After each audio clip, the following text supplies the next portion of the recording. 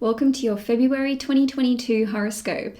My name is Cailin, and today I'm going to be covering the major transits for the month ahead using tropical astrology and the whole sign system. I strongly recommend that you watch your horoscope for your ascendant sign first and foremost, and that is because the ascendant sign will be the most accurate for you overall, generally speaking. Having said that, the sun sign horoscope will tell you more about your life goals and your career, whereas the moon sign horoscope will pertain more to your family and your living circumstances. So if you've got time to watch all three, go for it.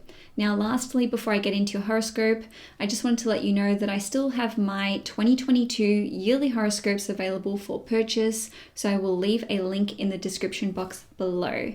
And now let's get into your horoscope. Hi Scorpio, Sun, Moon and Risings. Welcome to your February 2022 horoscope. Before I get into your reading today, I just wanted to pull an animal spirit totem card to see what energies will be with you for February. And we've got the dragon. That's funny, I actually pulled this card for myself just this morning. Dragons are mythical creatures, and they are usually depicted as breathing fire. They are associated with power, mysticism, and also liberation, and that is because no one can control a dragon. So this month you are going to be stepping into your power, and people are going to basically get out of your way and let you do your thing. So that's really exciting for you Scorpios. And now let's get into your horoscope. On the 1st of February, we're going to see a new moon in Aquarius take place at 12 degrees in your 4th house, and it will be in a close conjunction with Saturn at 15 degrees. This new moon will also be making a square to Uranus in Taurus in your 7th house at nearly 11 degrees. Saturn and Uranus both rule over the sign Aquarius. So this indicates that there may be a little bit of inattention with some sort of new beginning or new chapter that is starting in your life. Given that this is occurring in your 4th house, many of you Scorpios may be committing to relocating, or perhaps you've been renting in your apartment or in your home on a month-to-month basis, and now you're going to be committing to something that's a little bit more long-term. Now, with this square to Uranus in your 7th house, this indicates that although you're going to be putting your roots down and feeling more settled in the home, there will be something which is trying to distract you or to basically deter you from the path that you are on. So there could be an unexpected development in the contract that you are signing, or perhaps someone who had committed to move in with you is now changing their plans. Maybe they are reneging on this altogether, or maybe they said that they would be with you for 12 months and now it's only going to be 6 months, or some other kind of change with the agreed timeline. Now, your living situation could change in that you are now having to look after someone in your life within your home. So this could be your father, this could be a grandparent, or an elderly person, or an elderly relative. And again, with this square to Uranus in your 7th house, it's likely that this was just completely unexpected, or this wasn't part of your plan. Now, the 4th house represents our psychological foundations. So maybe you're feeling like you're finally settling down and having more security within your household or within your living situation, but there could be some sort of disturbance or disruption from another person in your life. In any case, with this new moon occurring in your 4th house, there's going to be this paradoxical quality where on one hand, there is some sort of commitment that is being made or some sort of security or agreement, but then there's also going to be something that is quite unexpected or which tries to throw you off course. Now, on the 9th of February, we're going to see Mars in Capricorn in your 3rd house, making a trine to Uranus in Taurus in your 7th house. This is a very, very positive aspect, and this is going to have a big impact on you because Mars is your ruling planet. Uranus represents something unexpected happening, or something that was unplanned, or something that happens very, very quickly. Now, because this is a trine aspect, somehow this is going to benefit you. So given that the 3rd house represents doing something in a group, It represents your friends, sibling, teammates, and neighbors. And then we've got the 7th house representing an individual relationship with another person. Perhaps you are going to be joining a new group or some sort of class where you make a new friend. Now, another way that this could play out is that you may have some sort of chance but inspiring conversation. So maybe you just find yourself at the right place and at the right time where you have this conversation with another person, and this person could motivate you to learn something new or to join a new group or a new class, or they could even encourage you to hand your resume in for a new job. And I'm saying that because Mars rules over your 6th house, which represents your work. So even if this person didn't mean to inspire you or encourage you in some way, it could just be something that they say that reminds you of something from your childhood or something that you've always wanted to do, or something which is kind of familiar to you, and yet this is just like feeling as though someone is looking out for you. Maybe this is from beyond the grave, or maybe you just feel like you were divinely inspired to pursue something new. Now, this chance encounter could have you being introduced to someone who is really eccentric, but who is very intelligent. And again, you could just be in the right place and at the right time. So this could be an introduction to someone that you want to meet. This could be an introduction to, for example, someone who is looking at employing new people, and again, you just happen to be where you're meant to be for this situation to give you the best possible results.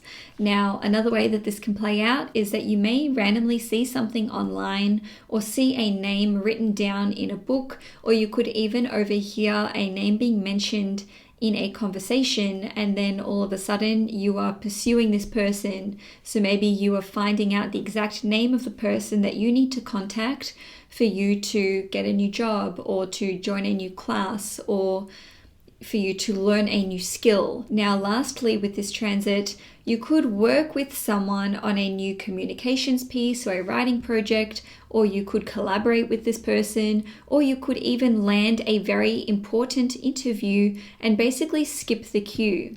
Now, on the 11th/12th of February, depending where you live in the world, Mercury and Pluto will form a conjunction at 27 degrees in Capricorn in your 3rd house. Pluto is the other planet that rules you. So you will be feeling this one on a deep level and perhaps a very psychological level. So on one hand, you could be having a very deep and intimate conversation with another person, and this could be with a friend or with a sibling, or this could even be a stranger online, and yet somehow you're having this really engaging conversation which is quite illuminating and eye-opening for you. So this conversation could be about you, yourself, your life path, or even just your thoughts and your ideas. Now, even if you're not having a conversation with another person, you could be having some very deep and penetrating realizations when it comes to your mentality, your communication style, or perhaps your long-term goals or dreams. And I'm saying this because the 3rd house is associated with communications, and Mercury rules over your 11th house, which represents these long-term dreams and wishes and goals of yours. Now, you could be finishing up some extensive research. And the reason I'm saying that you may be finishing it is because this is actually the 3rd and final conjunction that Mercury and Pluto will make from the end of December. So the first conjunction was at the end of December in 2021. The second conjunction that Mercury and Pluto made was at the end of January. So this is the 3rd and final time. So whatever is going on for you around this point in time, which once again is around the 11th/12th of February, it could be connected to some sort of conversation or something which was initiated or realized back at the end of December in 2021. So perhaps you are finishing this deep research or a communications piece, and now you feel like you're ready to expose someone or something. And I'm saying this because Mercury represents communications, and it rules over the 8th house, which is connected to something that is hidden, and the 8th house represents deep research. Pluto itself is connected to secrets and scandals and anything that is taboo. So this could be about a conspiracy theory or someone that you've been doing some digging into. Lastly, with this particular conjunction, you could be finally speaking your truth about a traumatic event in your life. And I'm saying that because the third house represents you communicating something, and Mercury rules over the eighth house, which represents traumas and addictions and things that we feel ashamed of or that we really don't want to consciously confront.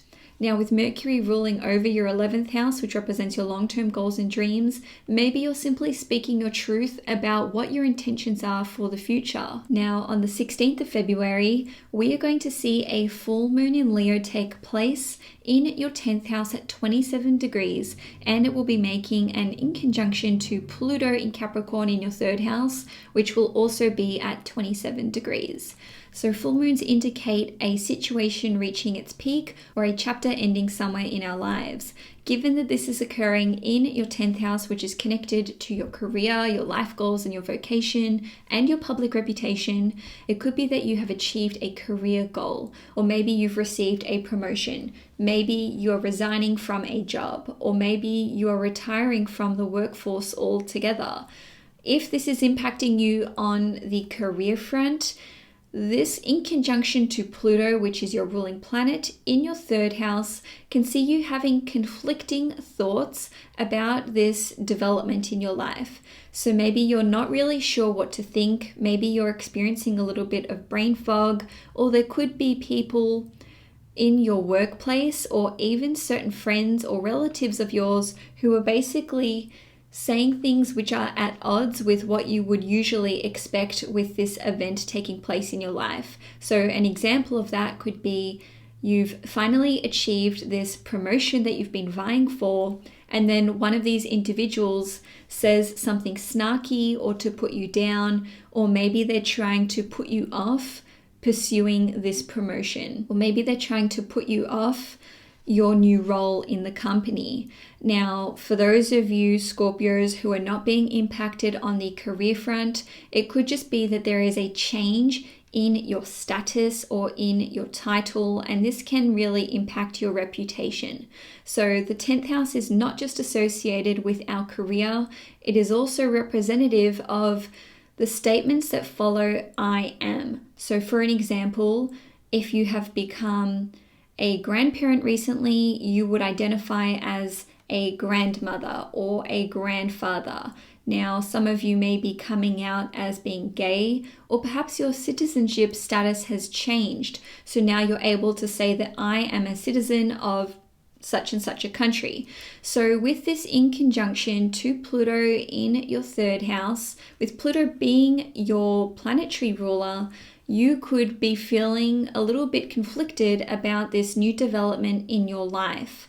Now, another way that this can play out is that maybe there's someone in your life who is taking the shine off of this moment. So for example, if you're saying to someone, hey, I've just become a grandparent, and you've got a friend or relative who is just talking about utter nonsense, they could be trying to take the limelight off you when it's your moment.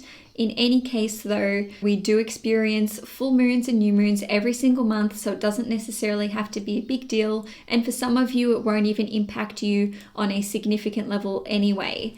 Now, on the 16th/17th of February, we will see Venus and Mars form a conjunction at 16 degrees in your 3rd house. So Mars is your other ruling planet, which means that you will feel this transit very, very strongly. So for many of you, an important new relationship will begin. And I see this as more of a new friendship that is starting, or perhaps you are starting up a new business relationship, or there's a new teammate on one of the clubs or groups that you're a part of, or maybe you're welcoming a new co-worker on board. Given that Venus rules over your 7th house, which represents your one-on-one relationships, and the 3rd house is connected to friendships, I do see this as a new relationship forming where you can learn a lot from this other person. And I'm saying that because Mars is your ruling planet, Venus rules over your 7th house. So essentially, this is about you and another individual coming together on the same subject and teaching one another something new about this topic. Another way that this can play out is that you may be developing some new marketing material, you may be starting a new website, you may be putting together a sales pitch or creating a manual or a tutorial, and that is because the 3rd house governs all of these things. The 3rd house is also connected to social media, as is the 11th house. Nonetheless, perhaps you are starting a new YouTube account. Maybe you're going to be doing horoscopes. Maybe you own your own business, but you're launching some new services or products. In any case, conjunctions indicate the start of a new chapter. This is very similar to new moon energy. So some of you may be joining a new group class, or you could be upskilling. The 3rd house is connected to our practical skills, and Mars represents you doing something in a practical way, and Venus represents your creative abilities in this situation. So you could be learning something new which is connected to your workplace, and I'm saying this because Mars rules over your 6th house, which represents your work, or this could be to do with physically working out. Maybe you're learning how to become a gym instructor, or you could be learning about something which is related to health and nutrition, which once again is indicated by Mars ruling over the 6th house. On a different level, with Venus ruling over the 12th house, it could be that you were taking acting classes, or you could be taking photography classes, or learning how to paint or draw or something of that nature. Lastly, you could be starting a new position as a supervisor or a manager, or perhaps you're taking business classes or teaching yourself how to become a manager.